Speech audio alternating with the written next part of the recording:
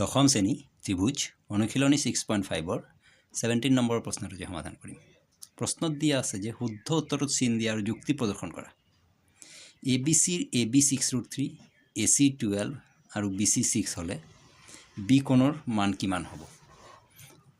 আমি এটা ৰাফকে ত্ৰিভুজটো বনাই লওঁ ইয়াত ABC ত্ৰিভুজ। এইটো গম পোৱাই গৈছে, এইটো সঁচাকৈ সমকোণী ত্ৰিভুজে হ'ব, সেইটো হিচাপতে বনা হ'ল।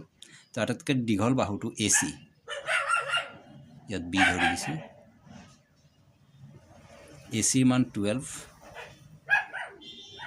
BCৰ মান 6 আৰু AB হৈ গ'ল 6√3। এতিয়া আমি কি কৰিম, আটাইতকৈ দীঘল বাহুটো বৰ্গ আৰু সৰু বাহু দুটাৰ বৰ্গৰ যোগফল উলিয়াই চাম। যদি একে ওলায় তেতিয়াহ'লে B কোণটো 90 ডিগ্ৰী বুলি গম পোৱা যাব। তেতিয়াহ'লে AC স্কুৱেৰ, প্ৰথমে ইকুৱেল লিখিছোঁ, ইকুৱেল নহ'লে কাটি দিম বাৰু, equal AB square plus BC square. AC হৈ গ'ল 12 square equal AB 6√3 square plus 6 square.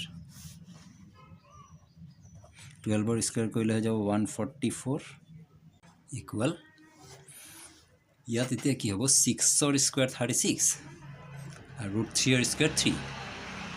36 আৰু 3 পূৰণ কৰিলে হৈ যাব 108 আৰু 6ৰ স্কুৱেৰ 36।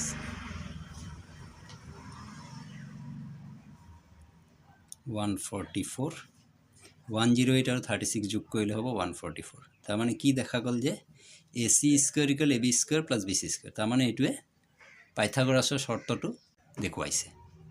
এতেকে এংগেল B ইকুৱেল 90 ডিগ্ৰী, তাৰমানে এংগেল B মান 90 ডিগ্ৰী হ'ব। তেতিয়াহ'লে আমি ইয়াত 90 ডিগ্ৰীটো ৰাখি